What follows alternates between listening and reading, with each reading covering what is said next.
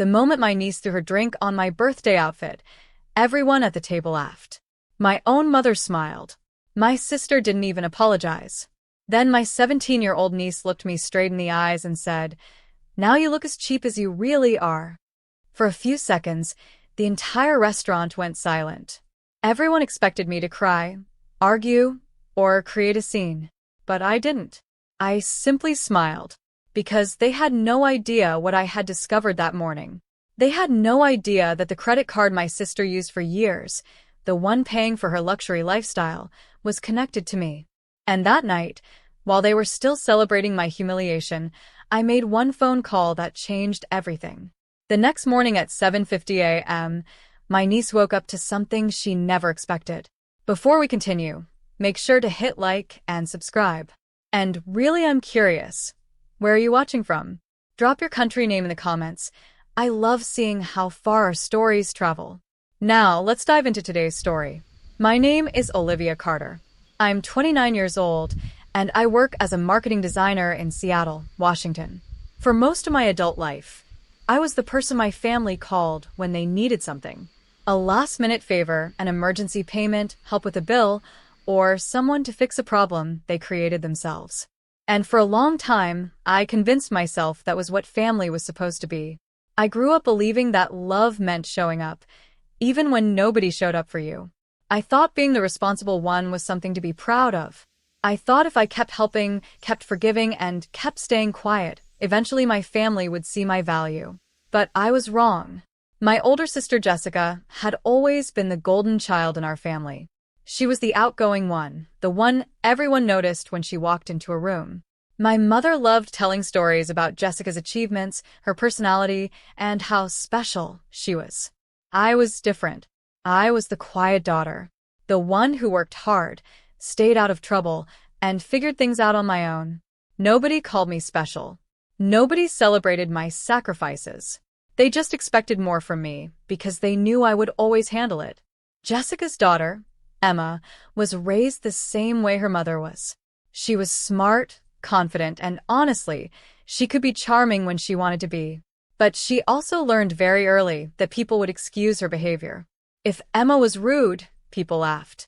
If Emma crossed a line, people called it being young. If I reacted, I was told I was too sensitive. Over the years, I became the person quietly helping Jessica whenever life became difficult. I never announced it. I never asked for praise. I just did what I thought a good sister should do. But somewhere along the way, my kindness became something they expected instead of something they appreciated. That's why, on my 29th birthday, I decided to do something different. I bought myself a beautiful outfit, reserved a table at my favorite restaurant, and invited the people I thought mattered most.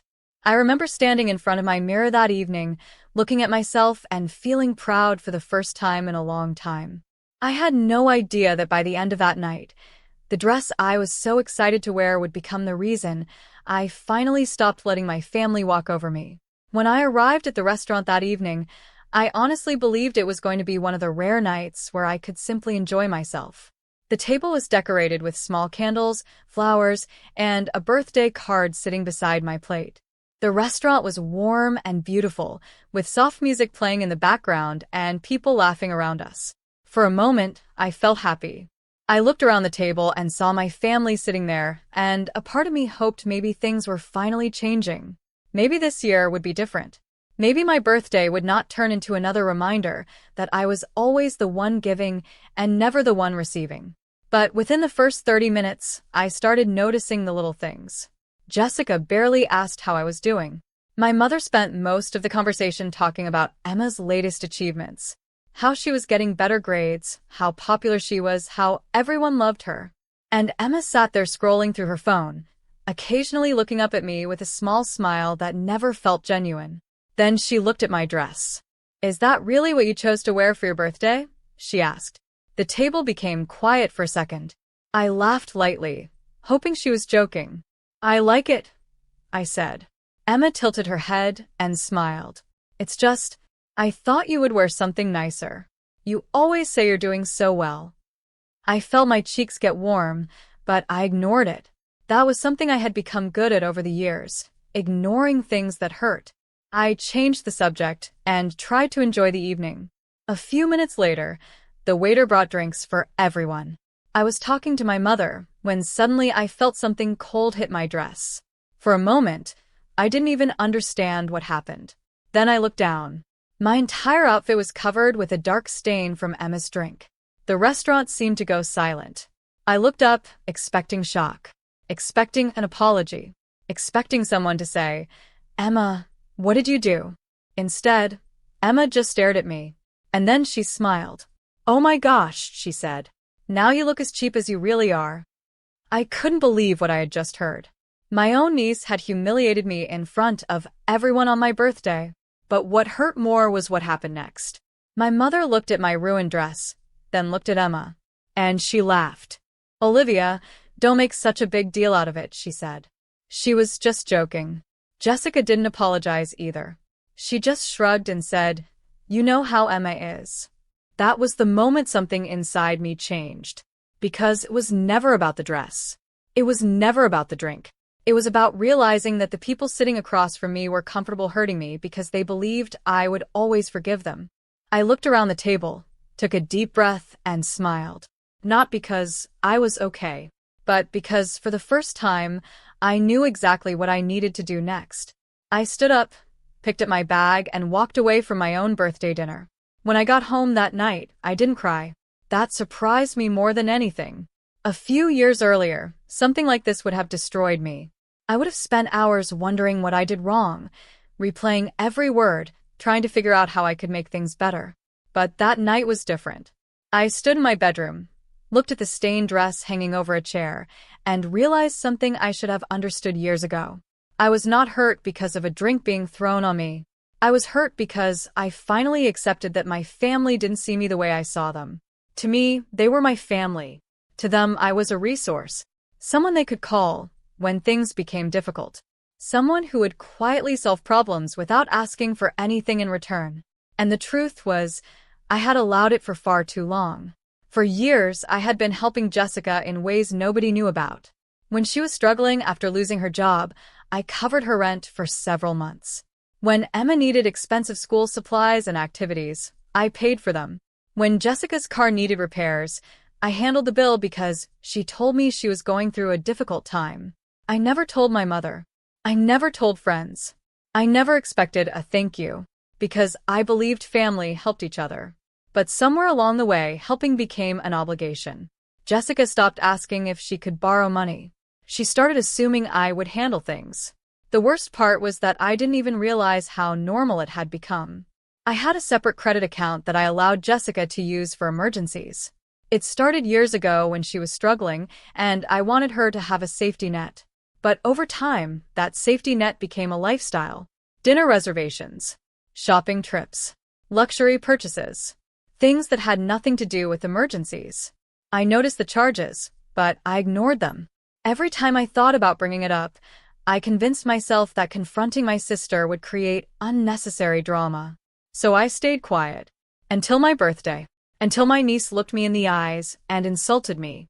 Until my own mother defended her instead of me.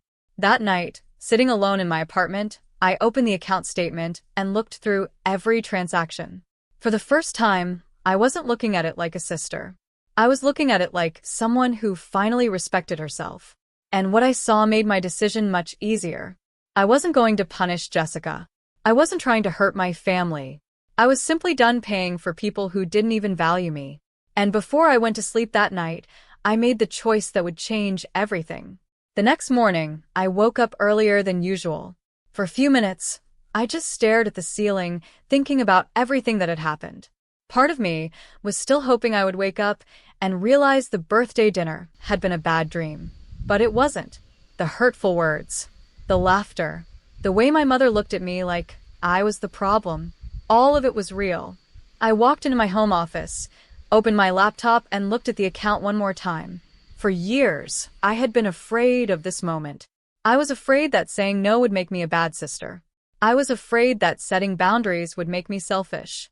But then I asked myself a simple question. If I stop helping tomorrow, would they still treat me the same way?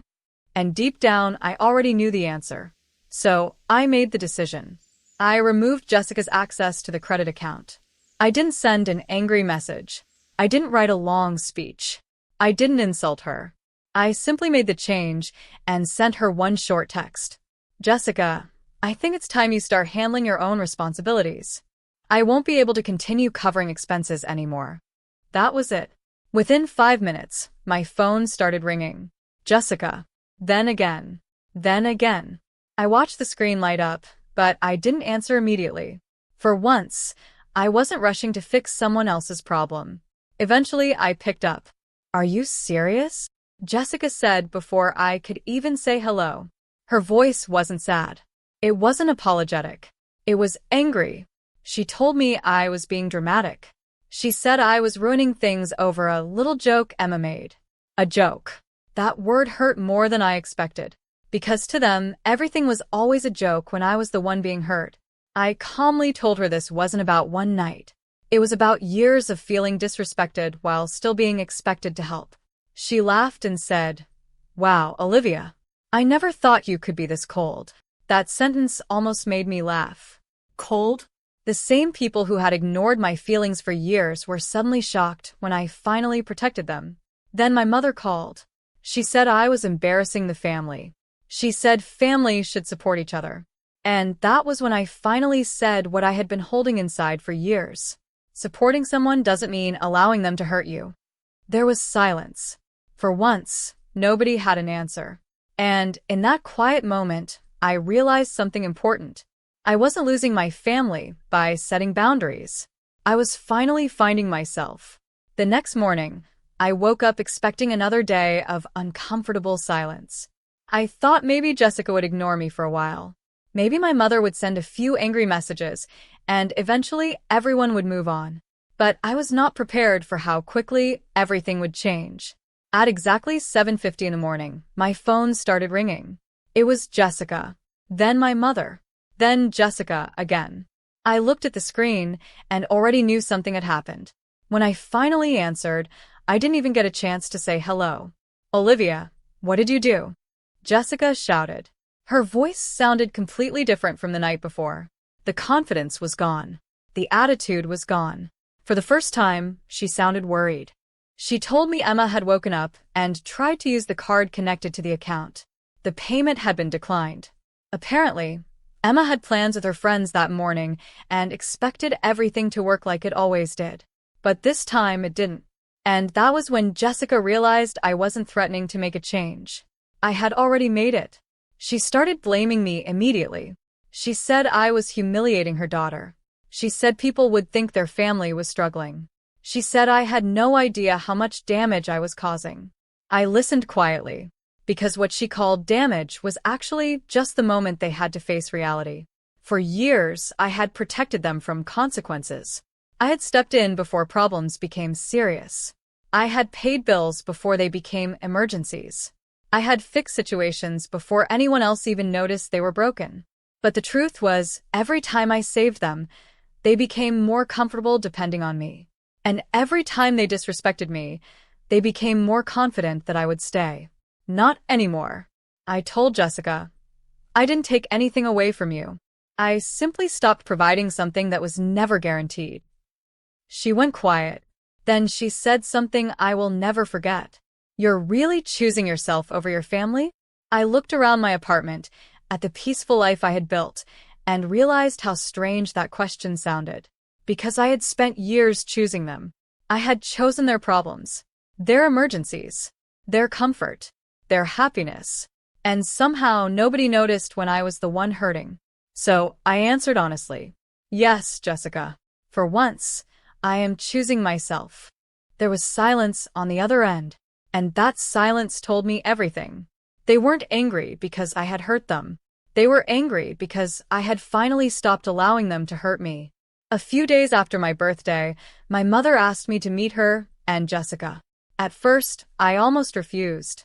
For years, every conversation with them ended the same way. Somehow, I always became the person apologizing. I became the person explaining why I was hurt. I became the person trying to keep the peace. But this time I decided to go. Not because I expected an apology, Not because I thought they would suddenly understand everything. I went because I wanted to finally say the things I had been carrying for years. We met at a small cafe near my mother's house. Jessica looked tired. My mother looked disappointed. Not sorry. Disappointed. As if I had broken some unspoken rule by finally standing up for myself. My mother was the first to speak. She said she didn't understand why I was making such a big deal out of one little incident. And that was when I realized they still didn't understand. So I calmly told them the truth. It was never just the drink. I reminded them of every time I showed up for them, every bill I paid, every problem I solved, every moment I ignored my own feelings because I thought that was what family meant. Then I looked at Jessica. I was your sister, not your backup plan. The room became quiet. For the first time, neither of them interrupted. I told them I wasn't angry because I wanted revenge. I was hurt because I spent years trying to earn love from people who should have given it freely. My mother looked down. Jessica didn't say anything. And maybe they didn't completely understand that day. But I finally did. I understood that protecting my peace wasn't selfish. It was necessary. And sometimes the hardest person to choose is yourself. After that conversation, things with my family were never the same. And honestly, I stopped trying to force them to be. For years, I had believed that if I gave enough, helped enough, and stayed patient enough, people would eventually appreciate me. But I learned something important. You cannot make someone value you by constantly proving your worth. You have to value yourself first. The months that followed were not always easy. There were moments when I questioned myself. Moments when I wondered if I had been too harsh or if I should have ignored everything like I used to. But then I remembered how I felt sitting at that birthday table. Alone. Embarrassed. Disrespected. And I realized that going back to the old version of myself would mean abandoning myself all over again. So I focused on my own life. I traveled more. I spent time with people who genuinely cared about me. I invested in my career and built a future where my happiness wasn't dependent on anyone's approval. Slowly, I became comfortable setting boundaries. I learned that saying no did not make me cruel. It made me honest. My relationship with Jessica became distant, but healthier. We weren't pretending anymore. There was no fake closeness built on expectations and guilt. And my mother eventually understood that I was no longer the daughter who would stay silent just to keep everyone else comfortable. Looking back, that birthday wasn't ruined. It was the day I finally stopped accepting less than I deserved. Because family is not just about who shares your blood. Family is about who respects you, supports you, and loves you without making you earn it. And sometimes, choosing yourself is the first step toward finding the life you were always meant to have.